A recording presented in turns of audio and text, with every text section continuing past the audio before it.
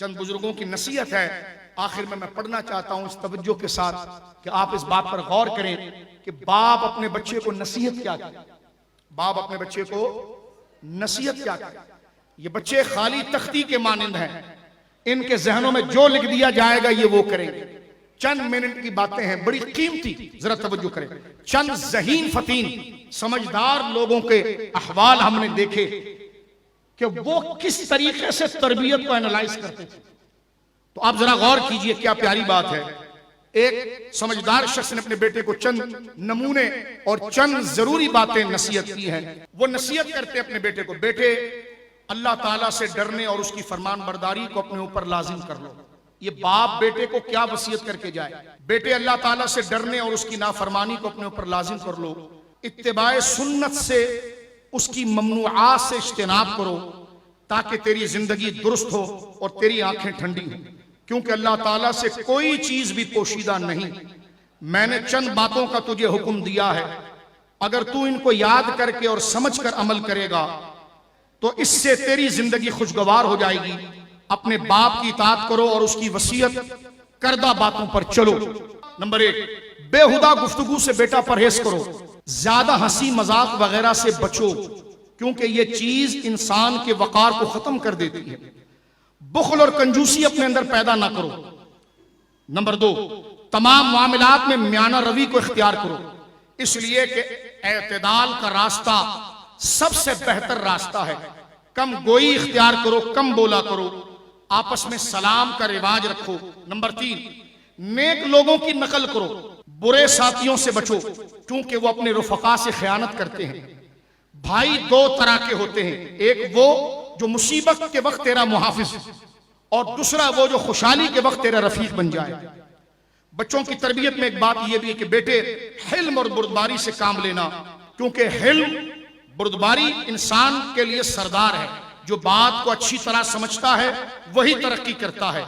नेक लोगों से मुलाकात रखना, क्योंकि उनकी मुलाकात में दिलों में तामीर है, नफ्स की सेहत और आने वाले कल की सलामती तुझे धोखे में ना डाले, क्योंकि मुद्दत उम्र इंतहाई कम है, नफ्स का सही होना मुहाल है।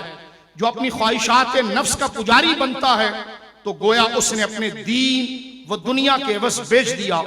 हक की नुसरत व मदद बाइस शर्फ है, बातिल की मदद कम अकली है। फजूल बातों से परहेज करना, क्योंकि इससे तेरी पोशीदा अयूब जाहिर हो जाएंगे, दुश्मनों को हरकत करने का मौका मिलेगा। हर इंसान अपने कौल से पहचाना जाता है, अपने फैल से पहचाना जाता है। लिहाजा बेटा तुम तन्हाई में सच्चाई के साथ और खामोश तबा रहना, क्योंकि खामोशी हिफाजत का जरिया है, सच बोलना इज्जत का जरिया है। जो अपने हमसाये को जलील करे कभी मुअज़्ज़ज़ नहीं होता, और जो अपने भाइयों को महरूम रखे वो कभी सादतमंद नहीं होता। जब तू कोई नेक काम करे तो तुझे चाहिए कि तू उसे छुपाए, जाहिर ना करना बेटा, और जो कोई दूसरा तेरे साथ नेक काम करे उसकी खूब तशहीर करना, अपनी नेकी की तशहीर। जाहिल की बातों का जवाब ना देना बेटा, और ना ही इसके अफ़आल पर कोई सख्ती करना, इसलिए कि अगर तू इन बातों का जवाब देगा तो इस पर इताब करेगा तो तेरी रही सही दबदबा और हशमत खत्म हो जाएगी, और जफा जुल्म में मुबालगा करेगा। कमाल का तजुर्बा यहां बयान हो रहा है, अगर काश हम इस पर तवज्जो करें। एक बात वो मजीद कहते हैं आगे चलकर कि बेटा बेवकूफ लोगों की सोहबत से बचते रहना, वरना तू भी बेवकूफ हो जाएगा और जिल्लत और ख्वारी तेरा मुकद्दर बन जाएगी। क्योंकि जो ऐसे लोगों की सोहबत इख्तियार करता है और उनके रास्ते पर चलता है और उनमें से शुमार होता है, वो उन्हीं की तरफ मंसूब होता है। बेटा एक बात सुन ले, ये दिल एक खेती है, ये दिल एक खेती है, बस इसमें कलमा तैयबा का बीज लगा ले। अगर ये खेत गुल को ना उगाए तो बाज को तो उगा देगी। अगर ये जाहिर में पूरा ना खिले लेकिन कम से कम इसके आसार कुछ ना कुछ तो जाहिर हो जाएंगे।